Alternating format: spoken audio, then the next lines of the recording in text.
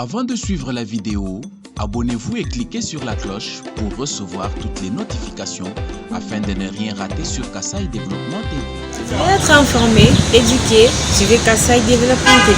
Merci sur le pas. Kassaï Développement TV.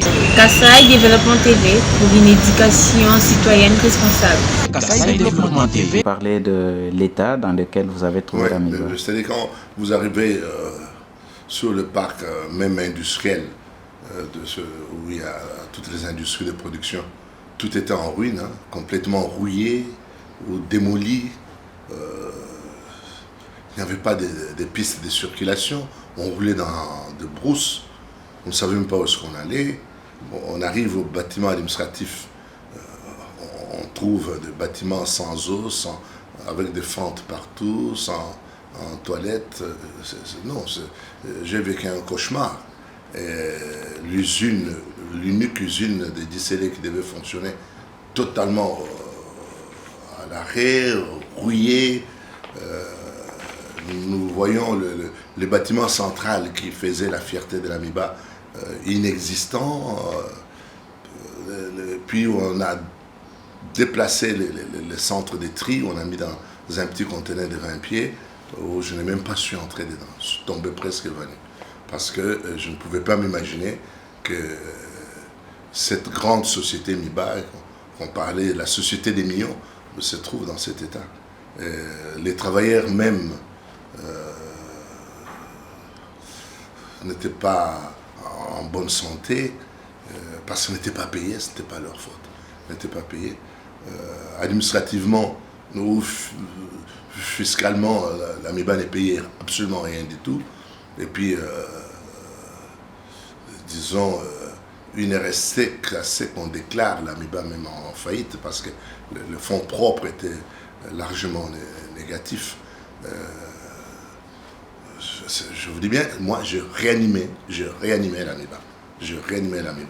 J'ai travaillé très très dur pour voir un peu qu'est-ce qu'il fallait. Je me dis, je n'ai pas de choix. Et c'est parfois mieux d'avoir une société en ruine et puis la redresser. Je me dis, pour un gestionnaire averti, on aime parfois prendre des situations comme ça, que trouver une société avec plein de fonds, et puis enfin, après votre mandat, vous partez, il n'y a rien qui fonctionne. Donc, quand je suis arrivé, je dis, et je leur ai dit, que l'Amiba n'existait que par le nom. Des dettes sociales, n'en parlons pas. Dettes commerciales et sociales combinées, ça faisait presque 340 millions de dollars que MIBA devait payer. Et puis, comme j'ai dit là, le fonds propre, largement négatif. Donc, d'après les lois WADA, on devait déclarer MIBA en faillite. Personne n'était motivé pour travailler. Je ne sais pas ce que c'était devenu. J'ai même, pour comprendre bien la MIBA, organisé une séance de sondage pour que des gens me disent pourquoi MIBA est dans cet état et qu'est-ce qu'il faut pour redresser la MIBA. Je crois que ces travaux sont là. C'est l'actuel intérimaire qui était à la base de ces travaux. Il connaît les conclusions et les déclarations qui ont été faites par le travailleur. Donc, toutes les banques, quand vous allez dans des banques, tout était en rouge. Et puis non seulement en rouge, mais avec des saisies judiciaires sur tous les comptes de la MIBA. MIBA n'avait absolument rien du tout. Heureusement qu'en y allant, moi je ne venais pas du néant, non. À un âge donné, j'avais déjà un peu mon argent, donc j'ai vécu à la MIBA avec mes propres fonds, ne fût-ce que pour me nourrir. Et nourrir les surveillants qui étaient chargés de travailler dans ma résidence. Et pourquoi, malgré toutes les promesses qui ont été faites et qui continuent à se faire, l'Amiba n'a jamais repris comme il le fallait? Bon, vous dites bien, c'était des promesses, mais ces promesses ont déjà donné l'argent. C'est ça, c'était des promesses, comme vous dites. Il y a eu des promesses. Des promesses, oui, mais les financements, non. Hein? Je suis resté à l'Amiba pendant plus d'une année et je me battais pour voir un peu où est-ce que je peux trouver un peu de fonds et concevoir un petit programme minimum pour relancer la production. C'est ce que j'ai fait. Heureusement, je suis quand même arrivé à décrocher 5 millions Et je me suis dit, ces 5 millions, nous n'allons pas nous amuser pour partager ou rémunérer les travailleurs. Non, il faut qu'on achète un outil de production. Et c'est ce que j'ai fait. Et avec ces 5 millions, je crois que j'ai essayé de relancer, de réanimer l'entreprise.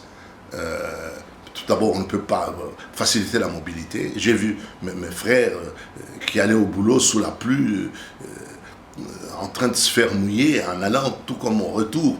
Mais j'ai dû acheter 5 bus. J'ai acheté 5 bus pour les travailleurs. 2 bus à l'intérieur du polygone, qui est le parc industriel, et 3 bus pour faire les transports en dehors du parc industriel. Aller déposer un peu les travailleurs proches de leur maison. Et puis, la mobilité n'y était pas. Le peu de diamants qu'on produit pour en assurer la sécurité, il faut la mobilité. Je ne vais pas entrer dans les détails, mais j'ai acheté des véhicules légers avec le peu d'argent que j'avais eu pour donner au service et au directeur qui devait être plus mobile. Donc, j'ai acheté beaucoup de choses, on continue. Mais du moins dire que les promesses ont été traduites en financement, non, rien du tout. Pendant toute ma durée, l'État n'a pas fait un geste. J'ai couru vers l'extérieur pour aller chercher un prêt de 5 millions qu'on devait travailler. Sans cela, je me demande ce que j'allais faire. Je ne voyais pas même mon utilité là-bas, non. À part les 5 millions, vous n'avez rien reçu? Non, à part les 5 millions, nous n'avons financièrement comme ça, nous n'avons rien eu. Mais je suis arrivé comme le fonds propre était largement négatif, on risquait d'être déclaré en faillite. J'ai dû écrire au ministère des Finances pour qu'on nous permette de faire la réévaluation libre de nos actifs immobilisés. Et ça nous a permis de gagner un peu d'argent, presque dans les 250 millions, et on a renversé la tendance. C'est-à-dire on a fait que le fonds propre de l'entreprise devienne positif. Donc c'est un gain, c'est de l'argent gagné. C'est de l'argent gagné. Et j'ai aussi essayé d'aller au niveau du ministère de Finances. Il y avait un vice-ministre qui était très favorable à la région. Je lui expliquais que voilà, nous avons beaucoup de problèmes avec la fiscalité et l'État nous doit autant d'argent. Est-ce qu'il n'y a pas moyen de compenser? Et il est arrivé à nous compenser parce qu'avec la réévaluation, on a gagné 250 millions. Mais ces 250 millions, c'est fictif. Ce n'est pas qu'on a eu l'argent liquide, non. Mais c'est que nous sommes arrivés à valoriser tout ce qui est patrimoine immobilier de l'entreprise, réévaluer ça. En réévaluant, nous sommes arrivés à dégager, parce que, je vous dis bien, tout ce que MIBA détenait, comme la ville, comme les usines, comme les barrages, comme les bâtiments à Kinshasa, tout ça a été évalué à 350 000 $. Mais alors, le travail a été fait de manière que tous les patrimoines, avec des évaluations actualisées, donc nous sommes arrivés à une valeur actuelle de 250 millions, plus ou moins. Et c'est ces 250 millions, en les balançant, et nous nous sommes retrouvés avec les fonds propres positifs. Donc on a évité d'être déclaré une entreprise en faillite. C'est de l'argent. Et puis après, nous sommes allés encore au niveau du ministère des Finances pour plaider pour qu'on compense un peu sur nos dettes, qu'on compense un peu avec nos dettes. Et nous avons eu une compensation de 17 millions $. Mais tout ça, ce n'est pas de l'argent réel, c'est de l'argent fictif. Nous sommes arrivés à ça. Et puis nous sommes allés encore au niveau de l'INSS, discuter pour qu'on prenne en charge progressivement nos pensionnés qui n'étaient pas répertoriés. Parce qu'à l'époque, paraît-il, on retenait l'argent à la source, mais l'argent n'était jamais versé à la caisse d'épargne pour les pensions des travailleurs. Et nous sommes arrivés quand même à trouver des accords. Et avant que je quitte, on avait commencé déjà à récupérer progressivement en assurance quelques retraités. J'ai assisté même à la remise de certificats d'affiliation. Je crois que c'était la joie auprès de ces gens, ces vaillants travailleurs qui ont fait autant d'années et qui se retrouvent en pension sans une petite enveloppe en fin du mois qui devait assurer leur séjour jusqu'à la fin. Donc voilà. Et je dis bien, il y a moyen, quand on travaille dans une entreprise, ce n'est pas uniquement l'argent liquide qu'on doit verser, il faut aussi voir aussi du côté dette de l'entreprise. Qui doit à l'entreprise aussi? Nous avons aussi des créances. Qui doit aussi? Alors, nous devons combien aux autres et les autres nous doivent aussi combien? Tout ça, c'était des situations administrativement abandonnées. Et je crois que j'ai relancé tout ça. Et voilà, on était sur de bonnes voies pour rentabiliser l'entreprise. Et l'État devait, à un certain moment, on parlait de 40 millions, mais il paraît que ça a été réévalué à plus. Mais qu'est-ce qui a bloqué pour que l'État puisse intervenir, bien que l'entreprise MIBA est une entreprise commerciale? Vous savez, la situation même de la MIBA, il ne faut pas qu'on la raisonne comme ça, non. La MIBA, c'est une entreprise de l'État, bien sûr, mais il faut voir l'historique de la MIBA. Ça a toujours été une société avec une portée sociale beaucoup plus grande. Et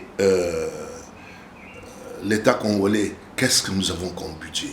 Ça, vous ne vous posez pas de questions. Qu'est-ce que nous avons comme budget? Quand je suis arrivé là-bas, on avait un budget de 4,5 milliards. 4,5 milliards sur toute l'étendue de la République. Il n'y a pas que MIBA, mon ami. Hein, il n'y a pas que MIBA. Et puis, il ne faut pas qu'une entreprise comme MIBA vive de la mendicité. Non, on ne doit pas tendre la main à l'État. Non, MIBA a un gisement très important en diamant. Et je vous dis bien que le gisement de la MIBA, c'est le meilleur de tous les minéraux. Parce que quand nous avons les diamants, ça ne nécessite pas une logistique quelconque, non. Donc nous devons nous concentrer sur la production. Même ceux qui vont tamiser manuellement, ils s'en tirent. Tous les trafiquants là, ils n'ont pas de compacteurs, ils n'ont pas de niveleuses, ils n'ont pas des équipements, non. Donc nous avons un gisement le plus riche. Tout ce que moi j'ai cherché, ce n'était pas que l'État nécessairement nous donne l'argent, non. Mais je voulais avoir un outil de production. C'était ça. Une fois qu'il y a l'outil de production, si c'est bien géré, eh bien, MIBA peut être redressé. Et alors, vous dites qu'est-ce qui a fait que l'État, je vous dis, le budget national est très maigre. L'État congolais n'arrive pas à la République. Donc, il ne faut pas que, en tant que gestionnaire, on ne pense qu'à tendre la main à l'État, non. Mais il y avait plusieurs possibilités. C'est ce que j'ai fait, par exemple. Aller chercher en privé un crédit d'une entreprise du portefeuille. Et avec ces crédits, nous prenons des engagements que nous allons le rembourser en espérant qu'on va produire les diamants. Vous pouvez gagner aujourd'hui. Vous savez, c'est un gisement spécial. Vous pouvez sortir avec un diamant qui peut vous faire autant de millions. 5 millions, c'est quoi vous pouvez rembourser. Donc, voilà. Mais l'État est pauvre, l'État congolais est très très pauvre, ne peut pas subvenir à tous les besoins, non. Et une entreprise comme MIBA avec son gisement, j'estime qu'il suffit d'avoir un tout petit peu, même des équipements, en empruntant même des équipements, même un peu d'argent destiné aux équipements, on pourrait bien relancer l'entreprise. De temps en temps, on a enregistré depuis un moment, parce qu'on sait que du temps, par exemple, du PAD, Jonas Mukamba, il était à la fois PCA et PAD, mais dès qu'on a scindé ses attributions, on a rencontré beaucoup de difficultés, beaucoup de conflits entre le conseil d'administration et la direction. Qu'est-ce qui est souvent à la base de cette difficulté? Ouais. Vous voyez, vous savez, d'une manière générale, ça se passe auprès de beaucoup d'entreprises. Il y a souvent des conflits entre les directeurs généraux et les PCA. Or, les directeurs généraux et les PCA devaient travailler en équipe. Vous comprenez? Ces organes-là ne sont pas là pour se contredire. Là où il y a des contradictions entre le comité de gestion et le PCA, l'entreprise ne peut pas très bien marcher. Mais je crois que le cas de la MIBA est un peu très spécial. En y allant, on m'avait déjà informé que faites attention, à la MIBA, il y a tout le temps des conflits entre ça et ça. Et j'ai vécu ces conflits tout au début. Et j'ai pris toutes les dispositions pour les éviter. Bon, moi, je prenais les dispositions pour les éviter, mais c'était le cas dans l'autre camp. Je ne pense pas. Écoutez, Et tant qu'il y a les conflits entre les directeurs généraux et les comités de gestion, les directeurs généraux qui coiffent les comités de direction et le PCA, sachez bien que les choses ne peuvent pas marcher. C'est le cas que j'ai suivi, mais bon, vous savez, des conflits, c'est quoi que moi j'ai eu, je sais pas, il y a des gens qui sont nés naturellement conflictuels, pouvaient tout faire et ils n'apprécient pas, ils n'acceptent pas. Je crois que j'ai vécu ça, c'est un dossier beaucoup plus large. S'il faut les développer en 2 minutes, ça ne sert à rien. Il y a eu également cette tache d'huile qui a fait couler beaucoup d'encre et de salive, le diamant Fancy Green de 2 carats quelques et qui pouvait rapporter beaucoup de millions mais qui a disparu sous votre règne. Étiez-vous au courant de cela? Oui, j'étais au courant, mais tout d'abord, vous savez, il y a des gens qui ont des défauts naturels aussi. Parce que moi, avant d'arriver à l'Amiba, je connais les diamants, je fais les diamants, j'ai vendu des diamants, et je t'informe, il n'y a pas un diamant de 2 carats qui peut demander à tous les trafiquants d'Ingoujma, même aux creuseurs, il n'y a pas un diamant de 2 carats, même s'il a un cristal number one qui peut vous faire des millions d'argent, ça c'est un langage. En Bujumaï, le diamant cristal il se vend à $350 le carat maximum. Peut-être s'il est si spécial, tu peux monter peut-être à 500, 600, 700 le carat. Donc je doute déjà même sur le produit qu'on prétend avoir autant, mais si le produit... Et puis nous avons un principe, quand tu as un diamant de valeur qui est découvert à la source, à la seconde même là, on appelle la direction générale, on appelle tous les services concernés et même dans le fichier de production du jour, on signale bien que voilà, nous avons trouvé le diamant qui peut valoir autant de millions, et ça a été fait. Nous n'avons pas vu ça. Mais 1 mois après, on voit quelqu'un qui dit « Ah non, je suis allé fouiller dans ces colis-là, il y avait un diamant de 2 carats, ces diamants étaient beaucoup plus valeureux, je ne les retrouve plus dans les colis. » Mais les DG ne gèrent pas les colis, non. Non, mais les DG ne s'est jamais mêlé ni de la production, ni du stockage des diamants. Non, il y a la direction commerciale, la direction de production qui font leur travail. Donc, malgré ça, oh non, on doit avoir subtilisé les 2 carats. Sachez bien que il y a des malades. Moi, je n'entre pas dans les détails, mais il y a des malades. Mais malgré tout ça, quand j'ai eu les rapports, j'ai sanctionné les gens qui travaillaient, qui étaient impliqués d'une manière directe ou indirecte. Ils ont été sanctionnés, mais continuent à chanter qu'il y a eu des diamants de 2 carats. Je crois que les gens, dans tous les Kasaï où il y a principalement les diamants, tous les trafiquants se moquaient de ces gars qui faisaient toutes ces déclarations-là. En dehors de cette question, pour vous, qu'est-ce qu'il faut exactement faire pour relancer l'Amiba? Parce qu'à un certain moment, il y a eu BGM qui est arrivé. On a dit que c'était des aventuriers. Il y a eu des Roumains qui voulaient d'abord injecter 30 millions juste pour régler certaines situations avant les gros investissements. On a encore crié, les mouvements citoyens, la société civile. Mais sur quoi il faut s'appuyer aujourd'hui pour relever l'Amiba? Écoute, pour relever l'Amiba, des gens parlent. Ils parlent, vous savez, il faut avoir d'abord une vision. Qu'est-ce qu'on recherche exactement? Est-ce qu'on veut avoir cette MIBA ancienne qui fonctionnait, qui s'occupait de tout dans la région, cette MIBA ancienne qui ne payait peut-être pas les impôts, cette MIBA ancienne qui jouait le paternalisme auprès des travailleurs, cette MIBA qui avait toutes les fonctions sociales sur le dos? Si c'est ça, alors en ce moment-là, il faut sortir l'Amiba de ce qu'on appelle, ce qu'on appellerait les sociétés commerciales. Il faut sortir l'Amiba de ces lots-là. Mais il faut une commission pour redresser l'Amiba. Il faut une commission nationale composée de la présidence de la République, composé des gens de portefeuille, composé de comités de retraités MIBA, composé de syndicats MIBA, composé des managers du moment. Il faut une commission pour repenser la MIBA, redéfinir la MIBA, restructurer la MIBA. Et il faut, en ce moment-là, faire de manière que on puisse rompre avec, moi, ça c'est mon point de vue, rompre avec MIBA colonial. Il faut créer une nouvelle MIBA, même changer le nom. MIBA a déjà fait 100 ans. Et j'estime que 100 ans, toute entreprise économiquement, elle doit mourir. Pendant une période donnée, elle doit mourir. Il faut même casser cette MIBA, repenser qu'est-ce qu'il faut faire pour reprendre la MIBA.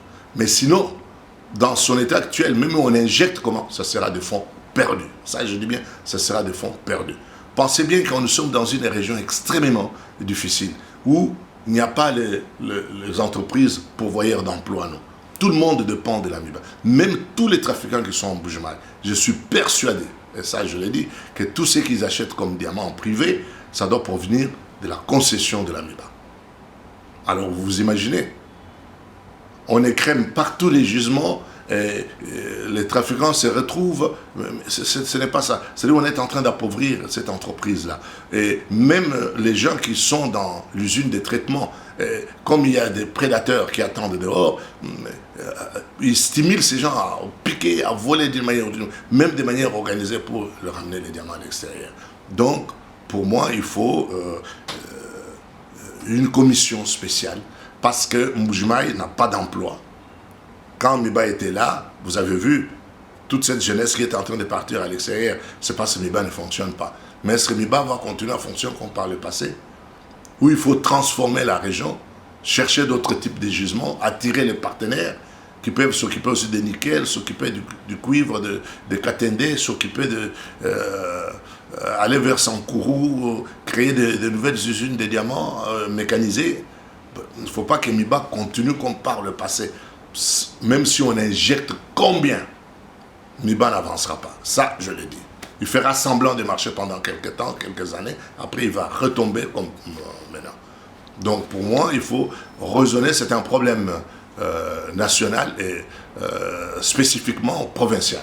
Il faut qu'il y ait une commission qui regroupe tout le monde et nous étudions tous ensemble comment il faut relancer la MIBA. Je ne dis pas relancer la MIBA. Est-ce qu'il faut relancer la MIBA ancienne ou il faut une nouvelle forme de MIBA? Sur le polygone, là, pourquoi il y a une seule société qui est MIBA ancienne qui continue à exploiter? Pourquoi ne pas subdiviser le polygone, par exemple? Créer 3-4 entreprises d'exploitation de diamants et signer des accords de partenariat avec eux. Peut-être la concurrence peut stimuler l'avancement des choses. La concurrence peut aussi aider à contrôler les gisements sur le polygone, où il y a une concentration de kimberlite. Et il ne faut pas que MIBA continue comme par le passé. Moi, à la tête de la MIBA, je n'ai pas voulu aller avec les diamants de Trétique, non. Je voulais aller directement avec la kimberlite. Parce que dans la kimberlite, partout au monde, on dit qu'on a un gisement de diamants.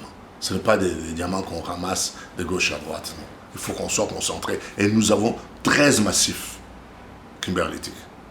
Et sur ces 13 massifs kimberlitiques, s'il y a au moins 3-4 sociétés qui se divisent, eh bien on peut. Et puis nous devons savoir aussi que les diamants n'est pas éternel. Prenons le cas de la ville de Johannesburg. Aujourd'hui, il y a beaucoup de mines à Johannesburg qui sont abandonnées. Pourquoi? Parce que les gisements s'est appauvri ou il n'y a pas de nouveaux gisements. En Mbujimaï, c'est une histoire qui va s'avérer aussi vraie. Donc il faudrait repenser aussi, les diamants peuvent faire quoi dans la province?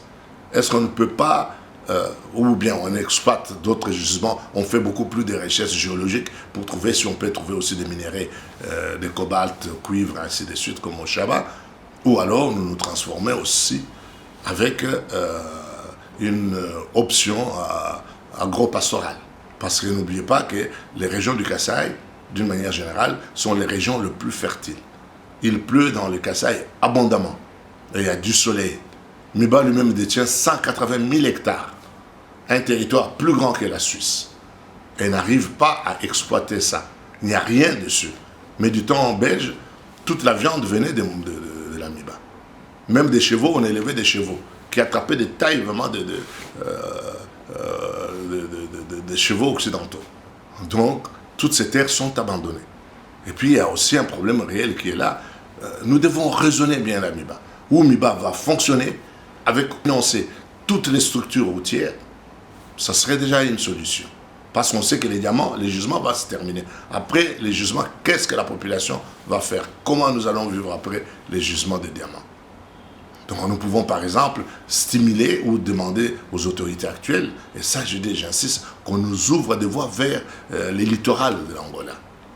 Nous devons obligatoirement avoir des chemins de fer et de routes qui nous amènent vers le littoral. Si vous prenez des petits pays comme Rwanda n'a pas les littorales, non. Mais il y a des super voies qui vous amènent vers le littoral, Kenya ou Ouganda, et ainsi de suite. Donc nous devons, nous aussi, penser ça, si nous voulons vraiment le développement du Kasaï, pas être lorgné uniquement sur l'Amiba, qui a déjà montré ses faiblesses. Non. Et puis c'est une société qui date d'il y a 100 ans. Miba, vous savez, je vais vous dire la structure. Nous avons maintenant, on a tellement, il y a des départs volontaires, et je crois que le personnel actuellement est à 2500. Mais combien produisent? Il n'y a pas plus de 100 personnes. Et là-dedans, vous avez des enseignants, vous avez des médecins, vous avez des infirmiers, vous avez des agriculteurs, vous avez tout le monde. Et tous ces gens ne touchent pas au diamant. Donc si on prend que le personnel qui touche au diamant, c'est peut-être 150. Les gens chargés de surveillance, ils sont presque à 700 sur 2500. Mais ils surveillent quoi? Parce que chaque jour, on vole même les diamants. Ils surveillent quoi? Il n'y a pas la production. Et tous ces gens ont un âge beaucoup plus avancé, avec une moyenne d'âge 57. C'est trop. C'est une population qui, d'ici là, va aller en retraite. Et physiquement, ils sont déjà affaiblis. Il faut engager la jeunesse. Et la jeunesse, il ne faut pas engager la jeunesse comme ça. Il faut former aussi cette jeunesse. Et qui dit la formation, ça a un coût. Donc il faut repenser l'Amiba, il faut repenser l'Amiba. Mais si les autorités actuelles continuent à vouloir financer l'Amiba dans son état actuel, c'est une perte énorme. Il faut repenser l'Amiba en fonction du développement de la province. Le route vers le littoral peut diversifier les emplois. Le peuple kassaïen, c'est un peuple très, très, très dynamique. Regarde Kinshasa actuellement. Sans le peuple kassaïen qui est venu montrer les gens comment conduire la moto, je me demande comment la population allait circuler à Kinshasa. Ça allait être problématique. Aujourd'hui, tout est fluide parce que nous avons les motos qui circulent. Mais qui a amené cette habitude? Allez à Kasumbalesa, vous trouverez combien de kassaïens sont là-bas. Donc vraiment, ça, je fais un appel aux autorités actuelles, du régime actuel, qu'on nous ouvre le voie vers les littorales de l'Angola. C'est très capital. On peut laisser tout tomber. Je vois des gens là qui disent, oui, il faut faire l'agriculture. Oui, c'est bien pour le moment. Mais pour bien la faire, il faut la mécaniser. Nous n'allons pas continuer à planter des cacahuètes comme nos anciens les plantaient derrière la maison, non. Vous comprenez ce que je veux dire? Il faut faire ce qu'on appelle des cultures intensives. Et pour le faire, nous avons besoin des équipements, on a besoin de tracteurs. On a besoin de voies, et pour faire des voies, vous avez besoin de niveleuses, de compacteurs, vous avez besoin de toutes ces histoires-là. Donc si on nous ouvre la route sur le littoral, le peuple kassaïen sait tout s'acheter. Même le courant, on dit le courant. Le courant n'est pas aussi prioritaire. Qu'on nous ouvre seulement la route, moi je peux m'installer aujourd'hui avec mes connaissances dans n'importe quel coin, je peux ne pas avoir le courant, mais j'aurai du courant, un système personnel, je sais avoir des panneaux solaires, je sais avoir d'autres types de formes techniques pour me donner le courant. Mais ce qui est très important, comment faire arriver ces histoires dans les Kasaï. Le Kasaï est totalement enclavé. C'est bien que la route Kinshasa-Tchikap soit déjà asphaltée, on fonce vers Kananga. Il faut très rapidement qu'on ramène cette route vers Mbujimaï, et de Mbujimaï, on peut aussi aller à Mwenedi, de Mwenedi, tout Kamina, et continuer jusqu'à Lubumbashi. Lubumbashi, on a la voie d'accès aussi sur le littoral tanzanien. Mais il faut désenclaver les Kasaï. Une fois désenclavé, on peut avoir des usines clés en main. Nous pouvons nous lancer dans l'agro-pastoral, nous pouvons nous lancer agroalimentaire, avec des arbres fruitiers, on peut faire beaucoup de choses. Donc, vouloir résoudre le problème de l'Amiba d'une manière isolée et spécifiquement comme ça, sans tenir compte qu'est-ce qu'on peut faire avec l'argent même de l'Amiba, c'est une erreur. Vous avez fait allusion au contrat de Roumain, le meilleur contrat que la République n'avait jamais signé. Parce que dans ce contrat, c'était prévu, on nous donnait 30 000 millions de dollars en pas de porte. On se disait qu'avec ça, on va pouvoir rémunérer beaucoup de nos pensionnés et puis relancer l'unité de production pour la partie qui devait être exploitée par l'Amiba.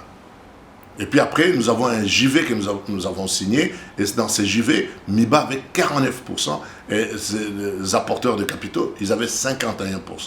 Et alors, on allait se diviser les pourcentages à chaque fois qu'il y a vente. On se partage le pourcentage et on laisse le pourcentage pour l'exploitation. Donc il n'y avait pas moyen que quelqu'un roule l'autre. Et du fait même que l'Amiba disposait déjà 49%, c'était extraordinaire. Mais j'ai vu des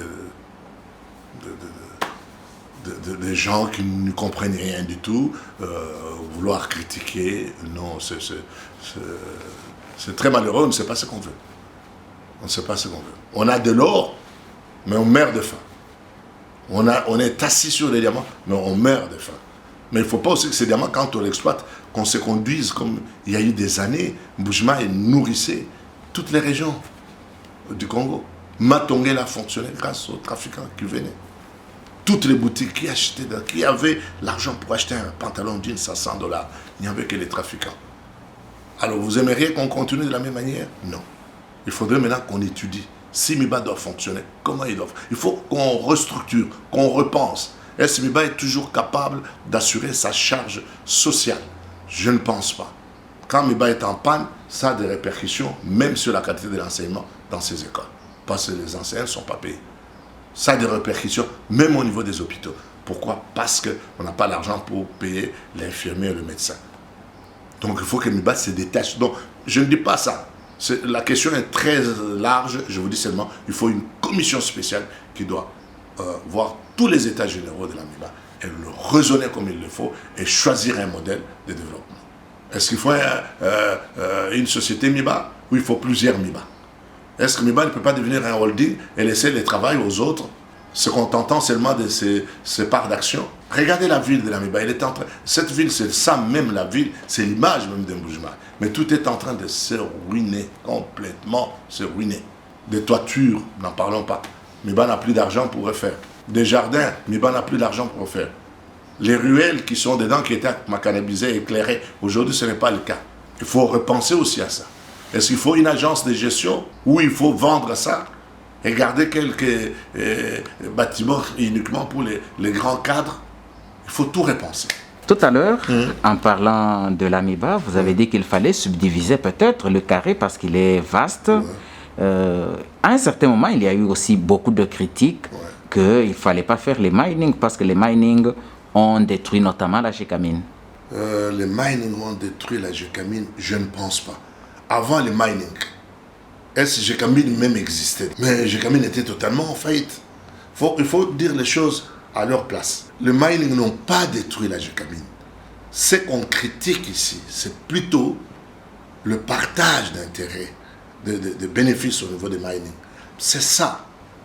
Mais nous ne sommes pas contre les compagnies des mining qui viennent au Congo, non. Mais il faut que les contrats soient bénéfiques pour et la Gécamine et les apporteurs de capitaux. C'est ça le problème. Mais dire que les mining ont détruit la Gécamine, non, c'est le contraire. Pas sans mining aujourd'hui, personne n'aurait parlé de la Gécamine. Est-ce qu'on parle encore de la Gécamine? Non. Vous comprenez? C'est ça que je dis que l'AMIBA, c'est pareil aussi. Moi, j'ai dit, même quand j'étais à l'AMIBA, je mettais en végétarien le partenariat. J'en ai fait même une direction. Parce que je me disais que nous n'avons pas de capitaux. Je vous ai dit ici que notre budget ne vaut absolument rien du tout, le budget national, pour financer une entreprise d'État. Et d'ailleurs, c'est toutes les sociétés d'État qui sont presque dans le même cas que l'AMIBA. Mais je te dis bien qu'il fallait penser et compter sur le partenariat. La Gécamine existe encore parce qu'il y a eu le mining.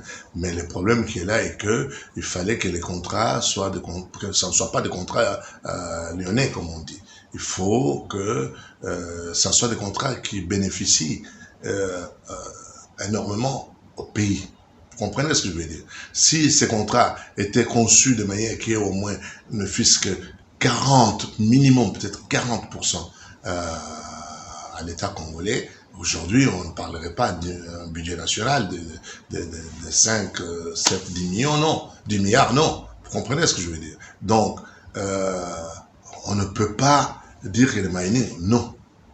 Non, parce que quand vous n'avez pas de moyens, et vous n'avez pas la force, qu'elle soit même la force physique, on dit l'union fait la force. Vous n'avez pas la force, vous allez faire recours à quelqu'un d'autre pour venir vous aider et soulever votre table. Hein? Vous comprenez? Donc, il faut les partenaires. Même tous les pays du monde travaillent aussi avec des partenaires. Et il fallait concevoir des contrats où la République se retrouve. Parce que nous avons les gisements. L'argent, il y en a partout. Il y a l'argent partout. Mais les minéraux, il n'y en a pas partout. Non. Toute l'Europe, là, ils ont l'argent, ils ont des milliards dans leur compte. Mais ils n'ont pas de gisements. Non. Et comment leurs usines vont fonctionner? Sans matière première. Vous comprenez? Donc, c'est dire que les partenariats a tué, non. Ça, c'est... Il faut corriger ça. C'est grâce au partenariat que la GECAMIN a repris l'oxygène. Et aujourd'hui, tout le monde ne jure que sur l'AMIBA, même en parlant des actions du chef de l'État. Il n'a pas réalisé ses promesses électorales. Il avait promis de relever l'AMIBA dans les 100 jours. Il ne l'a pas fait et tout le monde critique et pense que le Kasaï oriental ne peut se développer que grâce à l'AMIBA. Mais est-ce que vous, personnellement, vous avez un plan pour le développement de la province du Kasaï oriental? Oui, j'étais quand même le président du Conseil économique et social de la province en tant que directeur général de l'AMIBA. Au niveau de FEC, c'est moi qui étais le président provincial. Et j'ai coiffé même les nouvelles provinces aussi, de Sankourou et de Lomami. Oui, je coiffais tout ça. Donc, le plan de développement du Kasaï, je vous dis, il ne faut pas faire un plan. D'ailleurs, nous, les Noirs, nous vivons plus le présent. Nous ne voyons pas beaucoup plus loin, non. Bien, contrairement aux Blancs. Le Blanc peut raisonner 10 ans avant, 50 ans avant, 100 ans avant. Mais nous, la planification, ce n'est pas le fort du peuple africain. Non. Mais je vous dis bien, nous pouvons quand même raisonner le fisc à court terme. Aujourd'hui, là, nous avons le budget, les élections, les mandats présidentiels, qui n'a que 5 ans. Tu peux le doubler encore, c'est 10 ans. Donc, s'il faut raisonner en termes de réalisation, nous pouvons raisonner au maximum jusqu'à 10 ans. Qu'est-ce qu'on peut faire? Mais moi, je me dis bien, il est évident que le président va pouvoir doubler, je lui souhaite énormément qu'il double son mandat. Et s'il double ça, ça peut permettre un peu de faire de petits projets sur le Kasaï qui peuvent aller jusqu'à 10 ans. Vous comprenez? Donc, le plan de développement du Kasaï, je crois vous avoir déjà dit ça, il faut qu'on arrête tous les mini-projets raisonnés d'une manière macro-régionale. En macro-régional, qu'est-ce qu'il nous faut pour développer les Kasaï? Je peux vous dire que la première des choses, il faut désenclaver les Kasaï. Il faut 2 routes dans les Kasaï. Les routes, c'est plus important que des maisons. C'est plus important que l'électricité. C'est plus important que tout. Parce qu'aujourd'hui, le problème de l'électricité est pratiquement résolu. Tu peux le résoudre toi-même dans ta résidence. Si vous avez une route qui vous permet d'amener les camions là où vous voulez, d'amener du ciment là où vous voulez, si vous avez des routes... vous avez produit, je ne sais pas moi, à Louise, et que vous pouvez amener vos maïs sur Kananga et le vendre, que vous pouvez les amener à Port-Franqui le vendre. Et je vous dis bien, le peuple kassaïen, c'est un peuple le plus dynamique, si pas le plus dynamique du Congo, mais peut-être deuxième. Donc, le plan de développement du Kasaï réside en premier lieu désenclavement du Kasaï.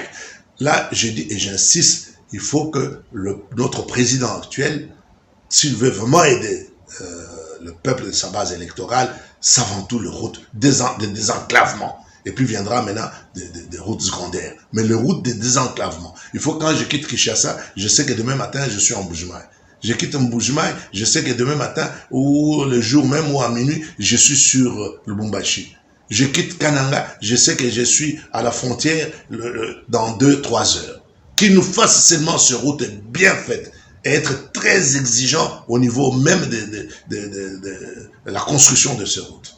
Et le faire techniquement, que ce ne soit pas des routes où dans 1 année, 2 ans, on commence à voir des trous, des eaux qui stagnent. Non, qu'on nous fasse de belles routes. Même s'il faut qu'on les fasse dans le cadre de coopération, tant mieux. Qu'on ouvre les Kasaï, le grand Kasaï, qu'on ouvre les grands Kasaï sur les littoraux de l'Angola. Là, en Angola, il y a déjà des routes. Donc nous n'allons pas faire plus, on fait presque 250 km, on est déjà sur Kasaï, et la rivière Kasaï, et on lance un pont un pont poids lourd qui peut supporter les tonnages jusqu'à 60-100, eh ben, je dis bien que le peuple kassaïen va se lever. Les motos vont commencer à quitter Kalambambouj jusqu'à Kinshasa. Les quêtes ici, nous les vendrons parce que vous ne savez pas l'avantage d'être sur le littoral, non. Le littoral, il y a des gros bateaux. Regarde le port de Matadi. C'est le port le plus cher du monde. Quand vous prenez un conteneur sur l'Afrique du Sud, le montant que vous devez payer, ça ne va pas. Vous prenez les conteneurs sur la Chine jusqu'à Matadi, Kinshasa, c'est trop cher. Trop cher. Mais, combien coûte un quête sur le porte-véhicule maritime? Ça ne coûte rien du tout, c'est peut-être 250 $. Mais combien nous payons? On va vous demander dans les 2000 $, 2000, 3000 $. Ça ne va pas. Est-ce que nous avons cet argent? Regardez dans les Kasaï, là, pour développer les Kasaï, il nous faut du ciment. Mais, même si vous faites des usines maintenant de ciment, qui va acheter ces ciments-là, en dehors de l'État qui peut faire le route? Qui va faire ça? Donc, pour moi, le plan de développement du Kasaï réside avant tout désenclavement du Kasaï et essentiellement la voie vers le littoral d'Angola. Ça, c'est un. Après le désenclavement, et on voit un peu quelques routes secondaires pour rejoindre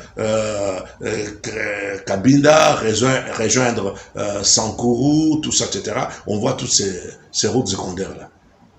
Donc, il faut deux routes, d'une manière générale, les routes. Mais les routes de désenclavement doivent être classées number one. Priorité des priorités. Priorité présidentielle. Et puis après, on peut penser à l'électricité. L'électricité ne coûte pas cher, non. Je vous donne un exemple très simple de ce qui est en train de se passer horriblement dans le Kasaï oriental. Nous avons une société, la SNEL, qui est une société la mal gérée. Parce que cette société a une potentialité de clientèle énorme, qui est la ville de Kinshasa, avec plus de 15 millions d'habitants. Mais quelle est la couverture en électricité? Je ne pense pas que ça dépasse 20%. Ça en dépasse. La couverture en électricité ne dépasse pas 20% de la population. Et pourtant, tout le monde est prêt à payer. Même celui qui est très loin, il achète quand même une bougie, il achète quand même le pétrole lampant pour pouvoir s'éclairer, il achète des charbons pour pouvoir préparer. Donc tout le monde a au moins un franc à donner. Mais nous sommes dans une ville presque de 15-20 millions d'habitants, aujourd'hui, à l'heure actuelle. Mais normalement, la SNEL ne devait pas penser à aller s'occuper de problèmes d'électricité à l'intérieur. Devait tout d'abord se contenter de ce marché potentiellement riche qui est la ville de Kinshasa et donner à tout le monde l'électricité comme ça se passe dans toutes les grandes villes du monde. Maintenant, mais on voit la SNEL qui laisse Kinshasa, des gens totalement insatisfaits, avec presque 10 à 20% de couverture en électricité et qui va s'attaquer à d'autres structures à l'intérieur du pays. Non, ça c'est distraire les gens. Ça c'est nous distraire. Bon, ça ce n'est qu'un exemple général. Mais maintenant, je vous explique les conséquences de tout ça. Nous voyons que l'État est en train d'acheter le pétrole, le mazout, pour alimenter le groupe thermique, donc les générateurs qui doivent alimenter la régie des eaux en Bujumaï pour distribuer de l'eau. Mais si je prends, depuis que notre président est en exercice jusqu'à aujourd'hui, combien on a donné en mètre cube de gasoil à la SNEL? Mais cet argent-là, c'est de l'argent jeté. Mais nous avons les barrages de la Miba, un site qui est techniquement très bien fait, le site de Tchala. Il y a 3 sites, un site avec 3 barrages. Je dis bien 3 barrages. Il y a le barrage de Tchala qui date depuis 1933. Il y a le barrage Loubilange qui date de 1954. Et nous avons le barrage Loubilange 2 qui est là, qui n'a jamais fonctionné depuis 2000. Depuis l'an 2000, qui n'a jamais fonctionné. Mais moi, je pense que l'État, on devait stimuler l'État à récupérer ces sites et réhabiliter tous les barrages qui sont là. Paraît-il que c'est ce qu'il y a dans les communications du chef de l'État le vendredi dernier lors du conseil des ministres. Oui. Il a instruit le ministre des tutelles pour s'occuper de cette question parce qu'il y a le financement des KFW qui risque d'échapper et qui risque même de préjudicier l'AMIBA qui peut en bénéficier aussi. Mais écoutez, ça c'est une façon. Mais moi, je vous dis bien, cette coopération allemande là, pourquoi ça doit être des Allemands? Nous manquons l'argent ici au Congo. L'État manque l'argent pas cette question de vie ou de mort. Il n'y a pas de courant, il n'y a pas d'eau potable. Question de vie ou de mort. Est-ce que l'État manque l'argent pour mobiliser l'argent? Voilà. 100 millions de dollars sont là. allez, on me réhabilite tous les 3 barrages de Tchala. L'État manque ça. Pourquoi on doit mettre les coopérations qui viennent avec beaucoup des exigences? On nous prend comme des petits-enfants. Non. Ça, c'est question étatique de vie ou de mort d'une population. Et la population de Mbuji-Mayi seule, c'est à peu près 3,5 millions de la population. On ne doit pas attendre que ce soit un Allemand, un Français ou un Belge qui doit rétrocéder. Nous disons que nous devons nous prendre en charge. Évitons de trop tendre la main à tous ces anciens colonisateurs-là. Et je vous dis bien que si je prends seulement combien de mètres cubes on a donné à la SNEL, et SNEL n'arrive toujours pas. Mais nous avons les barrages qui sont là, qui sont déjà conçus. Il suffit aujourd'hui d'une décision ferme, même à partir déjà de 60 millions de dollars. On a réhabilité les 3 barrages le plus rapidement possible. Moi, quand j'étais à l'AMIBA, j'ai trouvé un partenaire extraordinaire qui est un fabricant même de toutes ces parties hydroélectriques. Ce sont des Italiens. La présidence a dû envoyer même une délégation là-bas avec FPI pour aller s'assurer. Et c'est que Moukine a trouvé. Est-ce que ce sont de bons et sont capables? La délégation a été. Et les rapports ont été édifiants. Et pourquoi ne pas continuer avec la même entreprise qui vient nous réhabiliter? Et ces gens nous demandaient en disant que vous risquez de vous retrouver dans le noir avec le système que vous avez. Payez-nous au départ 3 millions de dollars, nous stabilisons le peu de courant qui est là, et puis le reste, nous y allons progressivement. Donc ce n'est pas que l'État mobilisera en une seule fois l'argent pour leur donner non plus, nous irons au fur et à mesure qu'ils font leur travail, et nous apprécions, on est content, ça va, on finance, on est content. C'est ça, un exemple très simple. Et tout ça, ce n'est pas le président de la République, mais c'est des gens qui ignorent les réalités économiques dans la région, et qui lui disent, oh non, SNEL peut faire ça, oh non, SNEL vient avec ces groupes électrogènes qui de temps en temps tombent même en panne. Non, cher ami, le développement du Kasaï, je dis en termes de priorité, il y a le route vers les littorales, et puis les routes secondaires.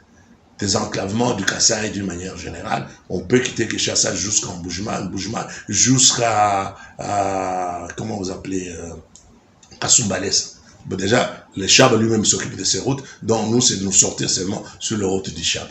Et puis, on continue. En deuxième position, on peut se dire, sans courant, nous ne serons pas aussi facilement nous industrialiser. Je parle de l'industrie à grande échelle. Donc, il faut le courant. Le courant, comme je vous dis là, il y a Tchala, il y a Katende, et il y a aussi Tchikapa aussi. Tchikapa qui n'a que 1 kilowatt, comment 1 méga et demi, 1 méga.4 je crois d'ailleurs, ce n'est pas suffisant. Il faut qu'on pense doter aussi Tchikapa même avec 10 mégas de barrages bien faits. Et je vous dis bien, vous allez voir comment le peuple kassaïen va se développer. Et puis il faut aussi qu'on pense aussi avoir aussi une vocation agro-pastorale. Parce que de l'agro-pastoral, on peut, avec des enclaves, on peut avoir des usines entrer dans les agroalimentaires. Le fruit, vous savez, moi j'ai vu aujourd'hui le CRS que vous consommez, qui est consommé partout dans le monde, mais j'ai été visiter des plantations de CRS. Ils sont allés les implanter vers le nord, au nord de l'Afrique du Sud, vers Mozambique. Mais si vous voyez, mais vous allez pleurer. Vous allez pleurer. Vous dites, mais nous avons tout. Les orangers, le manguier, nous pouvons, le bananier, nous pouvons développer toutes ces histoires et faire aussi des jus qui seront vendus dans le monde entier et qui vont faire entrer beaucoup de devises ici. Et nous pouvons tenir compte des erreurs du passé, c'est-à-dire faire des fruits beaucoup plus bio, hein, plutôt que c'est que l'Afrique du Sud, avec tout ce qu'ils mettent dedans comme produits pour fertiliser, des produits chimiques pour ça. Nous sommes dans un milieu beaucoup plus naturel. Nous sommes dans la forêt équatoriale ici. Donc, le développement, c'est celui-là. Ceux qui veulent faire des petites histoires aujourd'hui comme des ONG, ils peuvent continuer. Mais l'État ne doit pas les accompagner. L'État doit être basé sur les éléments essentiels de développement. Désenclavement du Kasaï et faire les routes secondaires principales. Et une fois fait, et l'État doit penser où il peut y aller, même simultanément, avec les chutes Katende et Tchala, et y compris aussi le barrage de Tchikapa. Vous comprenez? Il faut y aller priorité par priorité. Autrement, L'État ne doit pas être là pour aller accompagner vous dites oui, il faut des écoles. C'est vrai qu'il faut des écoles. Mais les écoles existent déjà dans le Kasaï. Si nous sommes des intellectuels, nous venons d'où? Même si on a étudié dans des classes sans banc. Mais les Kassaïens, c'est parmi le peuple le plus intellectuel du Congo. Nous n'avons pas étudié à Kinshasa le Bombachino. Kasaï, là, à l'époque, même le président de la République a étudié au Kasaï. Aujourd'hui, il est le président de la République. Bon, ce sont de bons projets, mais on peut laisser ces projets aux ONG qui peuvent continuer, au pouvoir, des pouvoirs provinciaux qui peuvent continuer à accompagner des ONG et des micro-projets, tout ça, etc. Mais l'État doit se baser sur les infrastructures les plus grandes et qui seront éternelles. Voilà, ça c'est moi. Le reste, ça va venir de soi-même. Vous comprenez ça? Parce que les régions vides, les régions cultivables pour le maïs, pour le manioc, pour les cafés sont là.